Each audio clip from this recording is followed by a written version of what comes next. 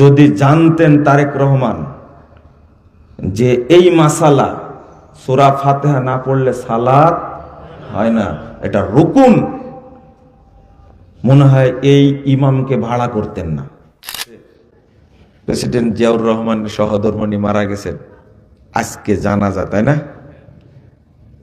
জানাজা, বিশাল জানাজা, লক্ষ লক্ষ মানুষ, কিন্তু জাতীয় মসজিদের মহামান্য ইমাম জানাজা পড়ালেন, কিন্তু বললেন যে সানা পড়বেন, এরপরে তাকবীরে কি পড়বেন? দুরুদ, তারপরে দোয়া, তারপরে তাকবীরে কি? সালাম। সূরা ফাতিহা নাই, তাই না? আপনিও বুঝে গেছেন। জাতীয় মসজিদের ইমাম থামেন, উনি এইগুলো না বলেও সালাতটা পড়তে পারতেন না? আল্লাহর নবী মুহাম্মদ সাল্লাল্লাহু আলাইহি ওয়াসাল্লাম বলছেন, ইজা সাল্লাইতুমুল মাইয়িত, যখন তোমরা মাইয়েতের সালাত পড়বে। বলেন, যখন তোমরা মাইয়েতের জন্য দোয়া করবেন, দোয়ার জন্য কি পশ্চিম মুখ ঘোরা কি শর্ত? তাকবীর বলা কি শর্ত? জাহেল কি এমনি বললাম আমি?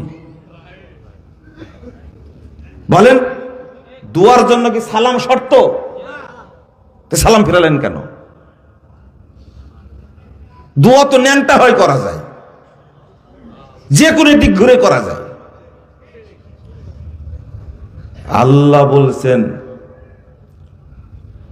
ওয়ালা তুসাল্লি আলাইহি ওয়ালা তাকুম আলা কবরি। এই মুহাম্মদ, এই মুনাফিকের তুমি জানাজা পড়ো না, তার কবরের ধারে দাঁড়ায় না। এই যে আল্লাহ যে বললেন লা তুসাল্লি, এর দ্বারা কি দোয়া? কি জানাজা না? প্রথম এটা সালাত, সালাতুল জানাজা মানে কি? জানাজার দোয়া। জানাজার কি দোয়া না জানাজার সালাত? আল্লাহ সালাত বলছেন, রাসূল সাল্লাল্লাহু আলাইহি ওয়াসাল্লাম সালাত বলছেন, আর আপনি দোয়া বলে ব্যঙ্গ করবেন কেন? এই যে ফজিলত, বিরাট ফজিলত একটা, আল্লাহ আপনাকে কবুল না করলে এখানে আসতেন না। আর আমার বক্তব্য শুনতে তো আসার প্রশ্নই আসে না, কারণ আমার কথা শোনার আগে গালি দেয় বেশি।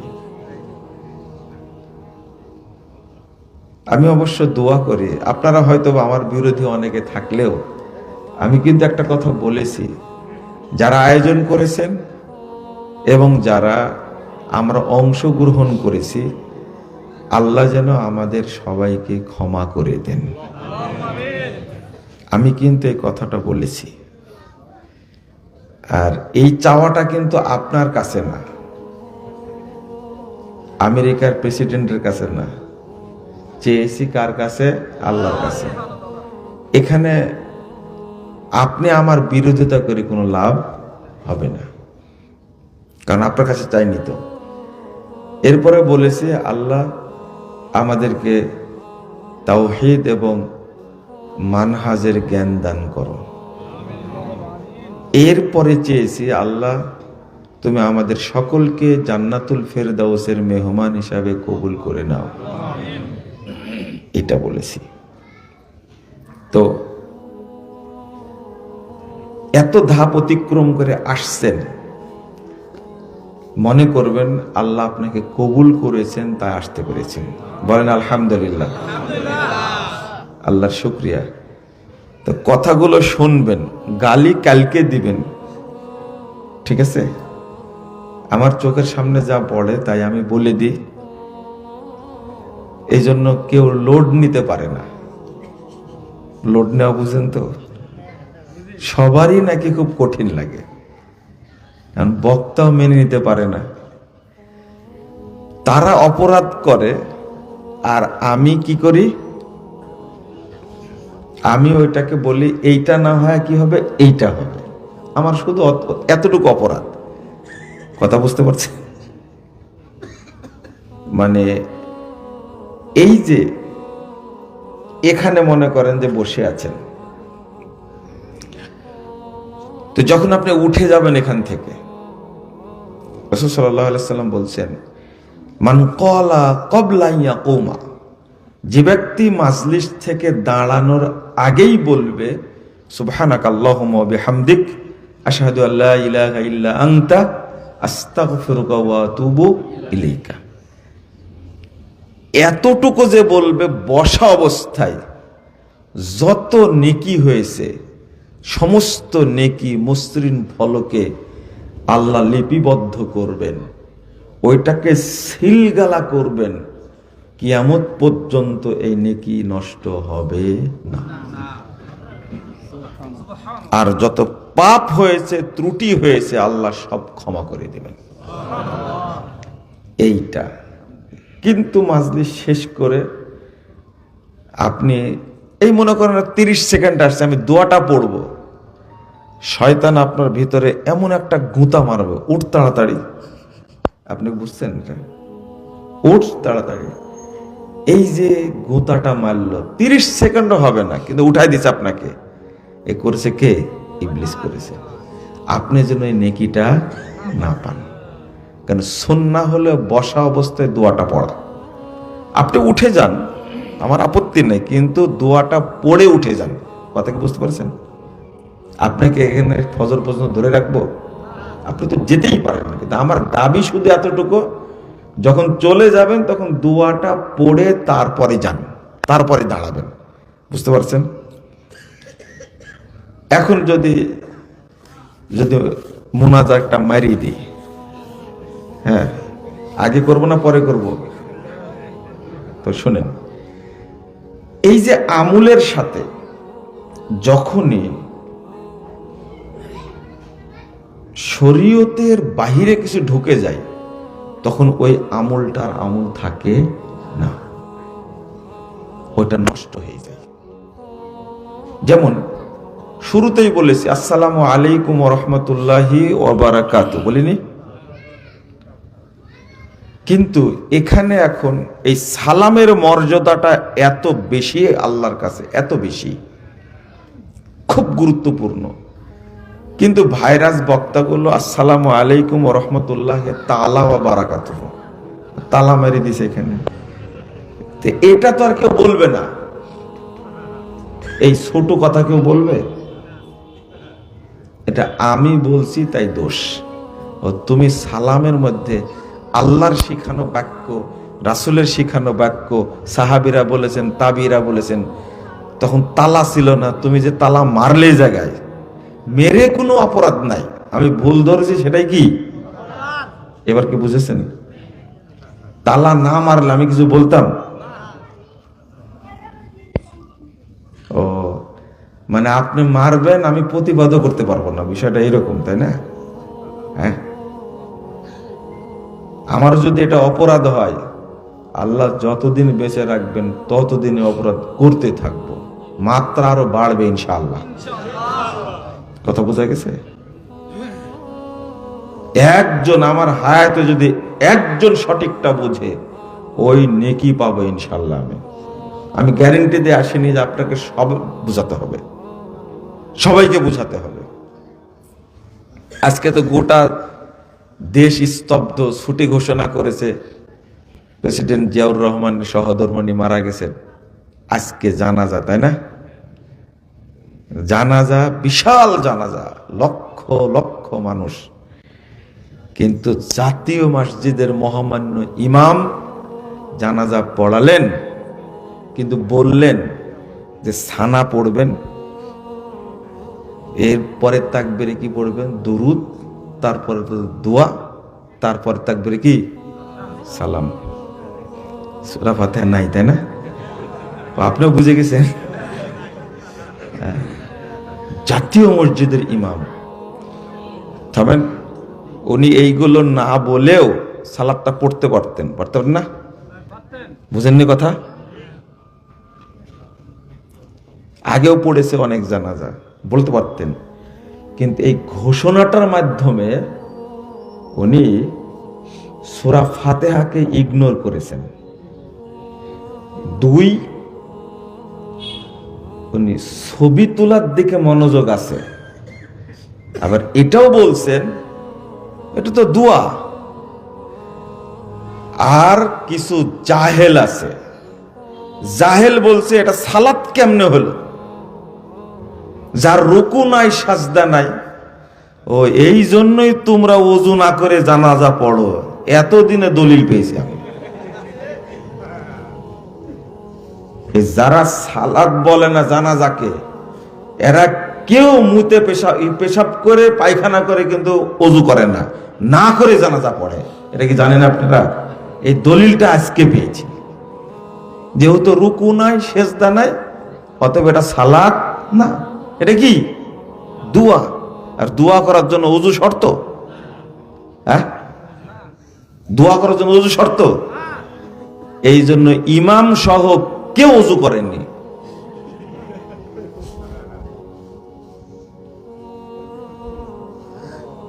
তাই না? যেহেতু রুকু নাই সেজদা নাই, কিনা সালাত না, এই জন্য কি ওযু? মারহাবা বলেন একটু জোরে। আস্তাগফিরুল্লাহ, আস্তাগফিরুল্লাহ। কেমন জাহেলের জাহেল আপনি চিন্তা করেন। আচ্ছা এই শুনেন, কথা কম বলেন, বুঝেন আগে। খুব তোলপাড় কিন্তু গোটা দেশ আজকে, সেই নাকি তোলপাড়। আমাকে কয়েকজন ফোন দিয়ে মেসেজ দিয়ে বলছে কি বললেন, গোটা দেশ তোলপাড়। আমি যা বলি সেটা দিয়ে তোলপাড় করে, এটা তো নতুন না, তাই না? এটা কি নতুন? ওনার খোঁচা মারার কি দরকার ছিল? প্রথম তাকবীরে কি সানা। ইনি ওই ইমাম, যে ইমাম বলতে পারেন যে সৌদি আরবে কামলাগিরি করতে যায় আমিন কিনে নিয়ে আসছে রিয়াল দিয়ে। আমিন, বুঝেননি কথা? ইনি নাকি বাংলাদেশের সবচেয়ে বড় আলেম, যিনি আমিনকে ব্যঙ্গ করেন তিনি নাকি সবচেয়ে কি বড় আলেম। যে একটা শরীয়তের আমলকে ব্যঙ্গ করে ও হলো সবচেয়ে বড় জাহেল, বড় জাহেল। আমি মনে করি আপনি বলতে পারেন আমিন বলার হাদিসটা আমরা মানি না, জয়ীফ হাদিস, এটা বলতে ব্যঙ্গ করলেন কেন? আমিন আসতে বলে বাংলাদেশের বহু মানুষ, তাই না? আমরা কোনদিন ব্যঙ্গ করেছি? আজকে এটা নিয়ে তোলপাড় কেন? লক্ষ লক্ষ মানুষকে এটা না বললে হতো না? আপনি এমনি পড়াচ্ছেন, পড়ান। আবার জানাজাকে দোয়া বলছেন। আল্লাহর নবী মুহাম্মদ সাল্লাল্লাহু আলাইহি ওয়াসাল্লাম বলছেন, ইজা সাল্লাইতুমুল মাইয়িত, যখন তোমরা মাইয়েতের সালাত পড়বে। বলেন, যখন তোমরা মাইয়েতের জন্য দোয়া করবেন, দোয়ার জন্য কি পশ্চিম মুখ ঘোরা কি শর্ত? তাকবীর বলা কি শর্ত? জাহেল কি এমনি বললাম আমি? বলেন, দোয়ার জন্য কি সালাম শর্ত? সালাম ফিরালেন কেন? দোয়া তো ন্যাংটা হয় করা যায়, যে কোনো দিক ঘুরে করা যায়। আল্লাহ বলছেন, ওয়ালা তুসাল্লি আলাইহি ওয়ালা তাকুম আলা কবরি। এই মুহাম্মদ, এই মুনাফিকের তুমি জানাজা পড়ো না, তার কবরের ধারে দাঁড়ায় না। এই যে আল্লাহ যে বললেন লা তুসাল্লি, এর দ্বারা কি দোয়া? কি জানাজা না? প্রথম এটা সালাত, সালাতুল জানাজা মানে কি? জানাজার দোয়া। জানাজার কি দোয়া না জানাজার সালাত? আল্লাহ সালাত বলছেন, রাসূল সাল্লাল্লাহু আলাইহি ওয়াসাল্লাম সালাত বলছেন, আর আপনি দোয়া বলে ব্যঙ্গ করবেন কেন? ওসমান হাদিরও জানাজা পড়লো তার ভাই। আমি কিছু বলেছি? হ্যাঁ, দেখেন কিছু বলিনি। আমি জানাজা উপস্থিত ছিলাম, কিচ্ছু বলিনি। দুর্ভাগ্য, একজন আলেম হিসাবে এরকম করতে পারেন না। হতে পারে বাইতুল মোকাররমের ইমাম, তাতে কি যায় আসে? সে কি রাসূল নাকি? সে কি সাহাবী? ওই সুযোগ নাই। যদি জানতেন তারেক রহমান যে এই মাসালা সূরা ফাতিহা না পড়লে সালাত হয় না, এটা রুকুন, মনে হয় এই ইমামকে ভাড়া করতেন না। তা আমি ঠিক বলেন না? আপনার ঠিক বলার দরকার নাই, আমার ধারণা বলছি। সূরা ফাতিহা পড়তে হবে জানাজাতে, সূরা ফাতিহা জানাজায় পড়তে হবে। তিরমিজির 1026 নম্বর হাদিস। একটা জিনিস বলি, এই হাদিসটা আসছে ইবনু আব্বাস থেকে। কার থেকে? ইবনু আব্বাস রাদিয়াল্লাহু আনহু থেকে হাদিসটা বর্ণিত হয়েছে। তিনি বলছেন রাসূল সাল্লাল্লাহু আলাইহি ওয়াসাল্লাম সালাতে জানাজা সালাতে সূরা ফাতিহা পড়তেন। এই হাদিসে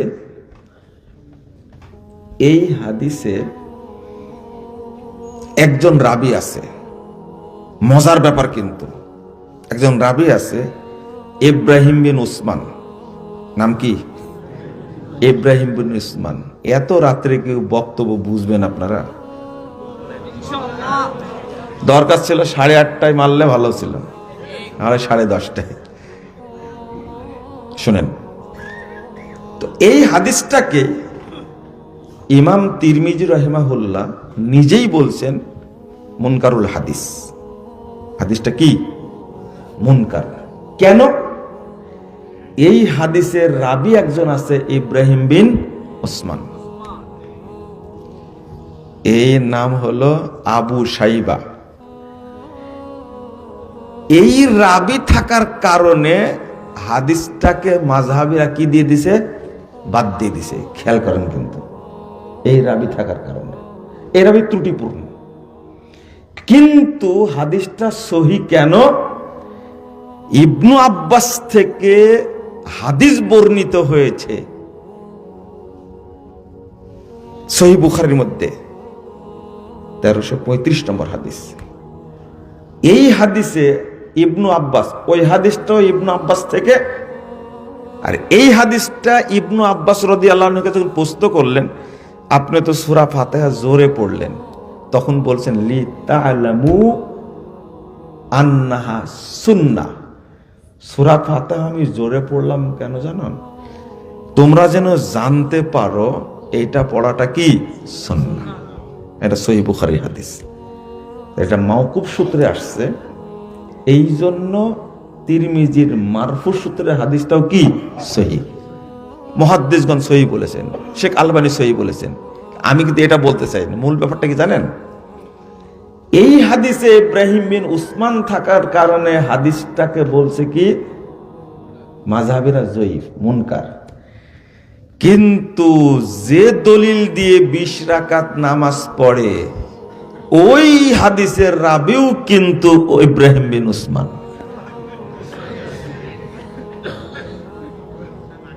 যাতে মাতাল তাহলে ঠিক। এই হাদিসে ইব্রাহিম বিন উসমান থাকার কারণে সূরা ফাতিহা পড়া যাবে না, কারণ হাদিস জয়ীফ। আর এই রাবি থাকার কারণে 20 রাকাতের তারাবি ফরজ, তাই না? হাদিস বুঝতে হলে আহলে হাদিস মাদ্রাসায় ভর্তি হওয়া লাগবে, নাহলে গুড়াই যেতে পারবেন না। গালি দেন কেন? আমি যে কথাটা বললাম, আপনার 18 মরবাব তুলে নিয়ে আসেন, দেখে এটা খণ্ডন করতে পারেন কিনা। 20 রাকাতের হাদিসটা জাল হওয়ার কারণ হলো ইব্রাহিম বিন উসমান। কথা কি বুঝতে পারছেন? জাল হওয়ার কারণে ইব্রাহিম বিন উসমান। ওইটা ওখানে জায়েজ মানে কি ফরজ। ফরজ নামাজ পড়ে না, রমজান মাসে তারাবি কি ছাড়ে না, মানে জাল হাদিস তো ওটা ছাড়বে না। শোনেন, এইভাবে কখনো জয়ী হওয়া যায় না। এখন মিডিয়ার যুগ। কিসের যুগ? নেটে সবকিছু, গুগলে সার্চ দিলে সব বেরিয়ে আসবে, তাই না? আরে যদি খালি বলা হয় যে মুজাফফর বিন মুহসিন সম্পর্কে গুগল তুমি কিছু বলো তো, কি নাম দিছো ওটার জন্য? চ্যাটজিপিটি। দেখবেন বলে যে এসে একটা কবিতা লিখে দাও, শুধু জানতে চাইবেন আমার 14 গোষ্ঠী আমি কোথায় কি করেছি সব বলে দিবে ও। এটা হলো আধুনিক যুগ, তাই না? অথচ তৈরি করেছে কে? মানুষ। আর আল্লাহ যেগুলো জমা রাখছে আমার সম্পর্কে, আপনার সম্পর্কে, ওইগুলোর কি হবে বলেন তো দেখি, কি হবে? 2, সূরা ফাতিহা না পড়লেও সালাত হবে, কেউ কেউ বলছেন, কিন্তু এটা সূরা ফাতিহা না পড়লে যে সালাত হয় না, এটা রুকুন, এইটা বলেছেন। রুকুন, রুকুন মানে কি জানেন? যেটা না হলে ওটা কি হয়ে যায়? বাতিল হয়ে যায়। লা সলাতা লিমান লাম ইয়াকরা বিফাতিহাতিল কিতাব। সবাই হাদিস পেশ করেছেন। বর্তমান জামানার সবচেয়ে বড় ফকিহ, যাকে ইবনে তাইমিয়ার সাথে তুলনা করা হয়, মুহাম্মদ বিন সালেহ আল উসাইমিন রাহিমাহুল্লাহ, একজন ইমাম, তিনি বলছেন জানাজার সালাতে সূরা ফাতিহা পড়ার রুকুন, না পড়লে সালাত হবে তাহলে বাতিল। ইমাম ইবনে বাজ রাহিমাহুল্লাহ বলছেন এটা ওয়াজিব, পড়তেই হবে। একজন বড় আলেম সালেহ আল মুনাজ্জিদ, তিনি বলছেন এটা রুকুন, পড়তেই হবে। কথা কি বুঝতে পারলেন? আর মোটের উপরে একটা কথা যে যাই বলুক, আল্লাহর নবী সাল্লাল্লাহু আলাইহি ওয়াসাল্লাম বলছেন মান সাল্লা সালাতান, কেউ যদি কোনো সালাত পড়ে আর সেখানে যদি সূরা ফাতিহা না পড়ে, ফাহুয়া খিদাজ। খিদাজ মানে কি জানেন? না, বাতিল না। খিদাজ মানে 4 মাসের আগে যে বাচ্চা পড়ে যায়, বুঝেন না? এর কি থাকলো বলে তো দেখি? 4 মাসের আগে যে বাচ্চা পড়ে যাবে মায়ের পেট থেকে, এর দ্বারা কিছু হবে? এখনো বুঝেননি? এই হাদিসটা কোথায় রাখবেন? আপনি কি বুঝেন? 4 মাসের আগে যখন বাচ্চার কিছুই বোঝা যায় না, তাই না? তখন কেবল কি আছে? রক্তটা কি জমাট হয়েছে কেবল, ওইটা পড়ে গেল, জানাজা হবে? হ্যাঁ, গোসল, কাফন, দাফন। এই হাদিসটা সহিহ মুসলিমের হাদিস। কোন সালাত যদি কেউ পড়ে সূরা ফাতিহা যদি না পড়ে, তাহলে কি হবে না? হবে না। আর খেদাজ বলে হয়েছে যেটা, কি বুঝছেন তো? খেদাজ কি এবার বুঝছেন তো? 4 মাস হয়ে গেছে না হয়নি? হয়নি। আর একটা শোনেন, যেটা পড়ার কথা কোরআন হাদিস দ্বারা প্রমাণ নাই সেটাই পড়লো, তাই না? কি বললে? সানা। প্রথম তাকবীরে কি সানা? দলিল নাই, কোনো দলিল নাই। আল্লাহর নবী থেকে কোনো দলিল সানা পড়ার নাই। কেন দলিল নিলেন? তো অন্যান্য সালাতে যে পড়া হয়, ও অন্যান্য সালাতে সূরা ফাতিহা নাই। বুঝছেন কথা? অন্যান্য সালাত থেকে কিয়াস করে সানা মারছে, আর অন্যান্য সালাতে সূরা ফাতিহা কি নাই, তাই না? কিয়াস করা যায় না। সূরা ফাতিহা পড়েই সালাত আদায় করতে হবে, না হলে সব সালাত বাতিল হবে। খেদাজ মানে কি? মান সাল্লা সালাতান, কোন সালাত যদি কেউ আদায় করে, কোন সালাত। ইমাম বুখারী রাহিমাহুল্লাহ বাব বাঁধছেন উযুবুল কিরা, সূরা ফাতিহা পড়াটা ওয়াজিব, ফরজ। ফিস সালাওয়াতি কুল্লিহা, যত সালাত আছে সব সালাতে সূরা ফাতিহা পড়া ফরজ। এই হাদিসটা লা সালাতা লিমান লাম ইয়াকরা বিফাতিহাতিল কিতাব, এই হাদিসটা নিয়ে আসার আগে 756 নম্বর হাদিস সহিহ বুখারী, এই হাদিসটা নিয়ে আসার আগে ইমাম বুখারী বাব বেঁধেছেন প্রত্যেক সালাতে সূরা ফাতিহা পড়া কি ফরজ। ফিস সালাওয়াতি কুল্লিহা, সব সালাতে, ফিল হাদারে ওয়াস সাফারে, মুকিম হোক আর মুসাফির হোক, আলাল ইমামে ওয়াল মামুম, ইমাম হোক আর মুক্তাদি হোক, ফিমা ইউযহার ওয়া মা ইউখাফাত, জোরে সালাত হোক আর আস্তে সালাত হোক। কিছু বাদ গেছে? বুঝেন মনে, তাই না? কিছু বাদ গেছে। এই হাদিসের ব্যাখ্যা তোমার কাছ থেকে নিতে হবে না আমাকে। আমি কি সেই ফকির? না, আমি কিন্তু ভিআইপি ফকির। আমি আপনার কাছে ব্যাখ্যা নেব না। আজকে এই বিষয়টাই দিয়েছে আলোচনা করার জন্য, বুঝছেন? আমি কিন্তু বিষয়ের বাইরে যাইনি। এই হাদিসের সবচেয়ে ভালো ব্যাখ্যা কে বুঝবেন? আল্লাহর নবী বলেছেন সবচেয়ে ভালো বুঝবেন কারা? সাহাবায়ে কেরাম, তাই না? আমি ব্যাখ্যাটা তাদের কাছ থেকে নিচ্ছি, আপনার কাছ থেকে নেব। আপনি নিজেই মিসকিন, ফকিরের কাছে ভিক্ষা চেয়ে কোনো লাভ আছে? ও কিছু দিবেও, বরং ব্যঙ্গ করবে, বেকুব, আমি নিজেই তো ফকির, খাবার নাই আমার কাছে ভিক্ষা চাস কেন? আপনি তো নিজেই ফকির, আপনার কাছে ভিক্ষা চাইবো কেন? এর নাম হলো মানহাজ। আল্লাহর নবী সূরা ফাতিহার ব্যাখ্যা দিয়েছেন, সূরা ফাতিহা পড়েছেন, এটা কেমনে পড়তে হবে সেইটা সাহাবীরা দেখিয়ে দিয়েছেন, স্পষ্ট ভাষায় বলছেন। হাদিস থাকতে কোনো দিকে আমরা মন দিব না। জানাজা সালাত যেমন জানাজা সালাত, আজকে যারা বলছে সূরা ফাতিহা না পড়লেও তো জানাজা হয়, একটা বাক্য সে লেখেনি।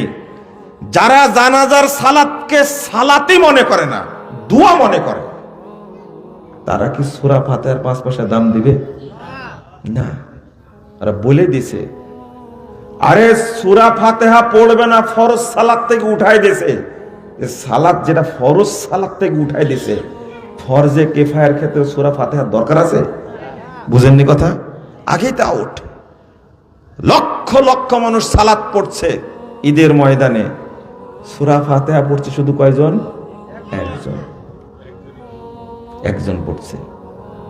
আবার দলিল পেশ করেছে, ওয়াইদা কুরিয়াল কুরআনু ফাসতামিউ লাহু ওয়ানসিতু লাআল্লাকুম তুরহামুন, যখন তেলাওয়াত করা হয় তখন মনোযোগ দিয়ে শোনো।